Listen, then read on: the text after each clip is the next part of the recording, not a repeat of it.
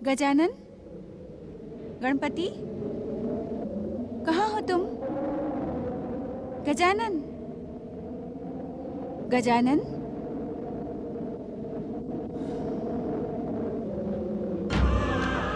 पुत्र गणेश, कहाँ हो पुत्र? पुत्र गणेश, गजानन, कहाँ हो गजानन? पुत्र गणेश, कहाँ हो तुम?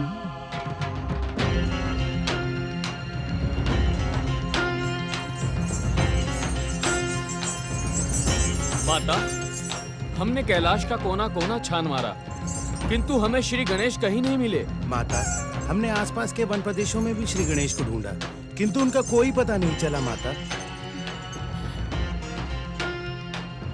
स्वामी, आंखें खोले स्वामी, अपने ध्यान को विराम दे। न जाने गजानन कहाँ चले गए। आंखें खोले स्वामी, आंखें खोले स्वामी, आंखें खोले, अपने ध्यान को विराम दे। न जाने गजानन कहाँ चले गए। माता, आपके आंसू हमसे नहीं देखे जाते। आप तो शक्ति स्वरूप हैं। अपनी दिव्य दृष्टि से आप ये देखें कि श्री गणेश कहाँ हैं और वे क्या लीला कर रहे हैं।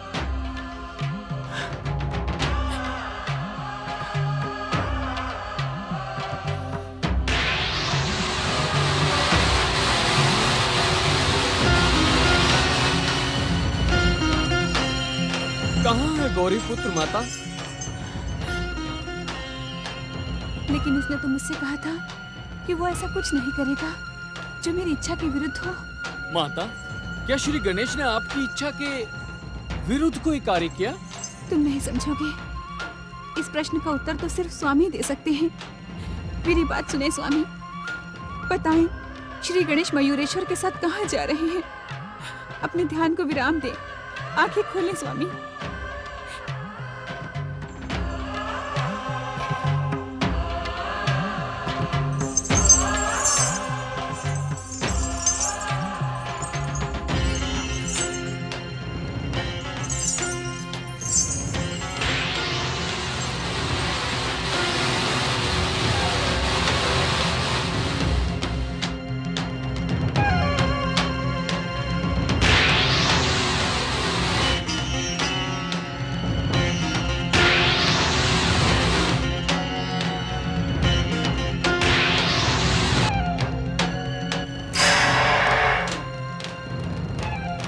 अचानक कहाँ अदृश्य हो गए गौरी पुत्र? हमसे बहुत बड़ी भूल हो गई मयूरेश्वर। कैसी भूल? हम माता पार्वती को बताए बिना ही कैलाश से चले आए। वे हम दोनों को अपनी दिव्य दृष्टि से देख चुकी है। अब वे हमें अवश्य ही दंडित करेंगी। नंदी महाराज, माता से पूछे तो कि श्री गणेश कहाँ हैं? तुम मुझे माता के क्रोध से दंडित करवाने की योजना मत बनाओ ढिंगी। आप बात बात पर क्रोधित क्यों हो रहे हैं नंदी महाराज? क्रोधित होने का कारण तुम जानते हो। तुम्हारी मूर्खता के कारण मुझे बार बार माता का क्रोध सहना पड़ता है।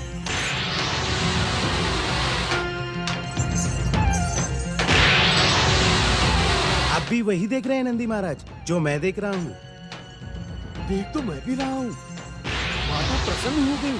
ऐसा लगता है गौरी पुत्र कैलाश लौट कर आ रहे हैं। आप माता से पूछिए ना। परंतु माता क्रोधित हो गई तो?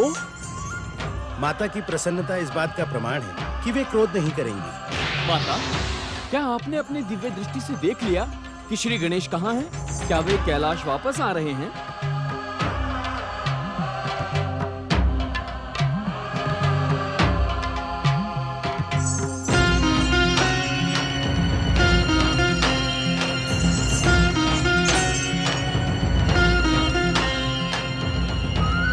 आश्चर्य है नंदी महाराज, आपके पूछने पर भी माता ने कोई उत्तर नहीं दिया, बस मुस्कुराकर रह गई। इसका क्या रहस्य है? भृंगी, तुम मुझसे ऐसे प्रश्न मत पूछा करो जिनका उत्तर मेरे पास ना हो।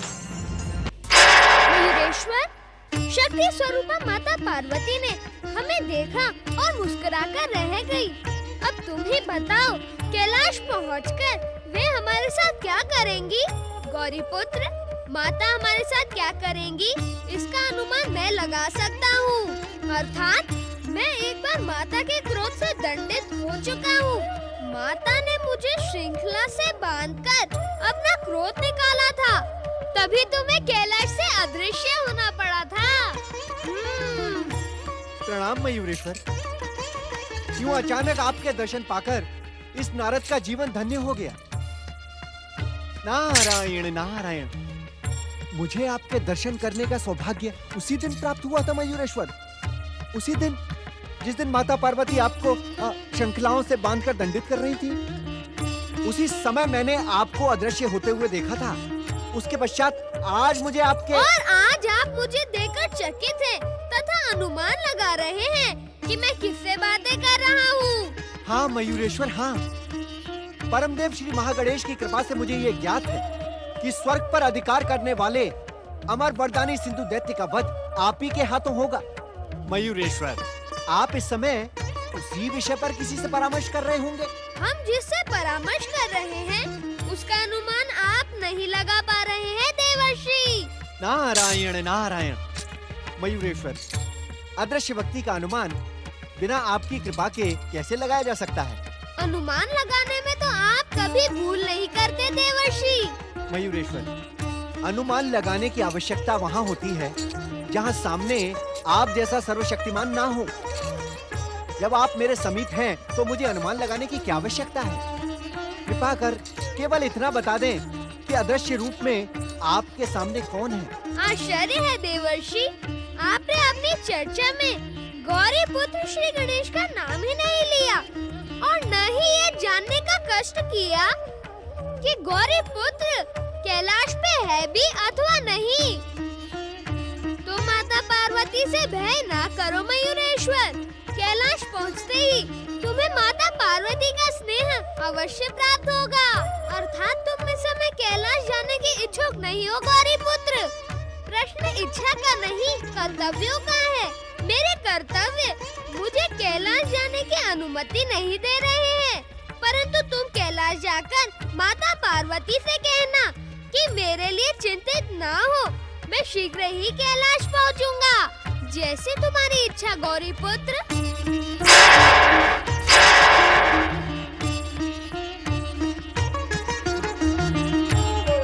नारायण नारायण।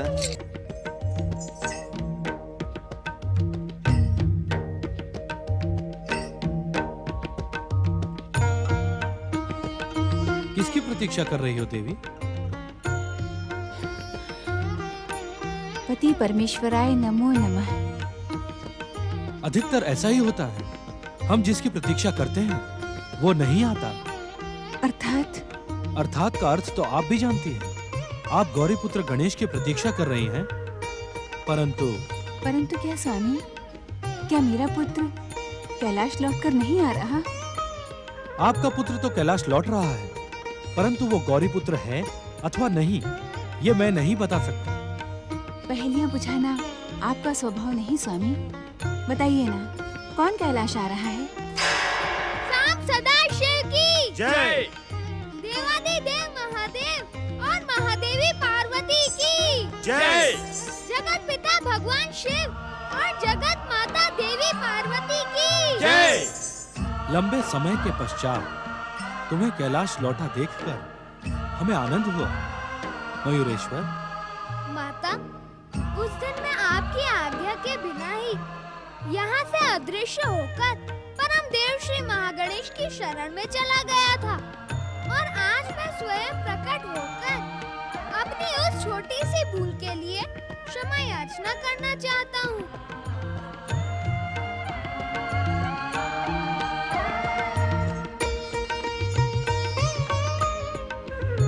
माता, मुझे पूर्ण विश्वास है कि आप मेरी उस भूल को क्षमा कर देंगी। तुम्हें अब तक उस बात का स्मरण है पुत्र? मैं तो वो बात कब से भूल चुकी हूँ। मयूरेश्वर, मेरे पुत्र, मेरे लिए तो तुम और गौरी पुत्र दोनों ही एक समान हो। तुम दोनों ही श्री महागणेश के अवतार हो। तुम दोनों ने मेरे मातृत्व को धन्य किया है।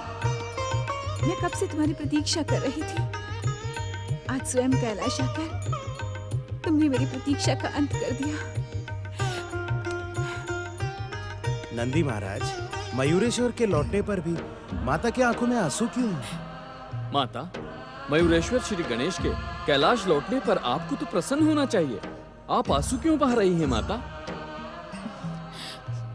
गण प्रमुख नंदी महाराज, माँ की ममता का अनुमान लगाना किसी के वश में नहीं होता। लंबी प्रतीक्षा के पश्चात आज मयूरेश्वर को देखकर गौरी की आंखों में जो आंसू हैं, वे इनके आनंद की सूचना दे रहे हैं।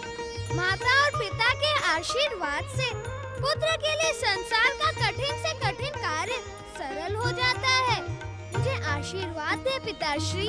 मेरा आशीर्वाद सदा तुम्हारे साथ है पुत्र।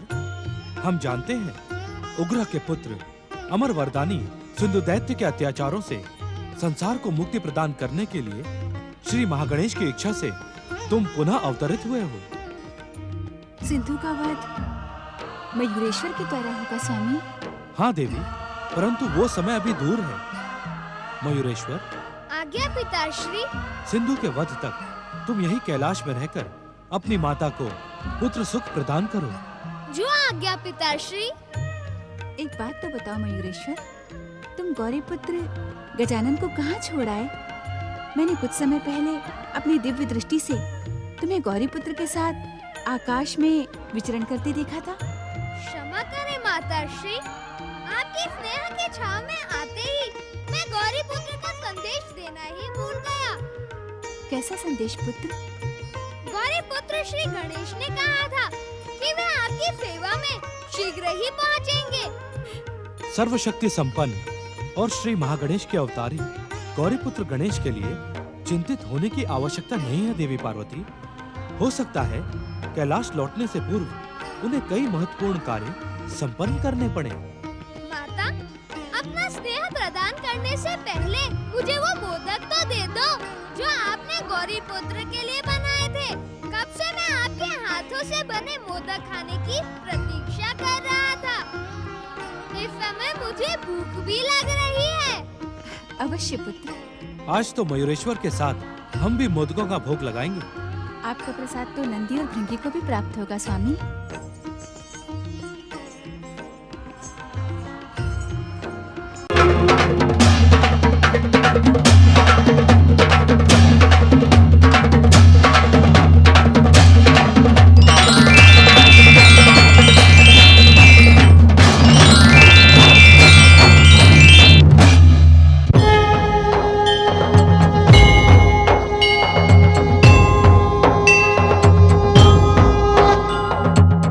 मंगल करता अंतर्यामी, रिद्धि सिद्धि के ये है स्वामी। मंगल करता अंतर्यामी, रिद्धि सिद्धि के ये है स्वामी। प्रथम पूज्य है, परम देव है, सबके मिटाए कष्ट कलेश। श्री गणेश, श्री गणेश, श्री गणेश, श्री गणेश, श्री गणेश, श्री गणेश, श्री गणेश, श्री गणेश।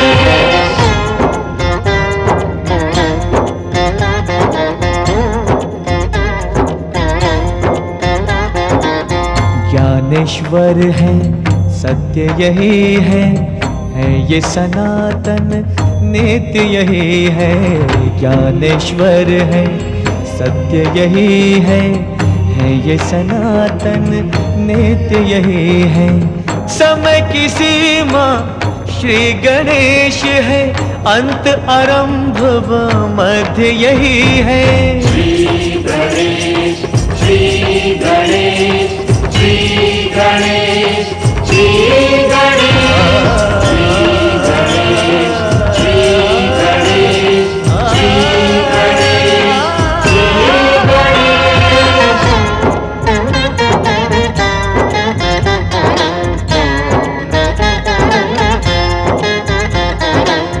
भक्ति की ये देते शक्ति, भय बंधन से देते मुक्ति, भक्ति की ये देते शक्ति, भय बंधन से देते मुक्ति। निराकार साकार यही है, हर युग का आधार यही है। श्री गणेश, श्री गणेश, श्री गणेश, श्री गणेश, श्री गणेश, श्री गणेश, श्री गणेश,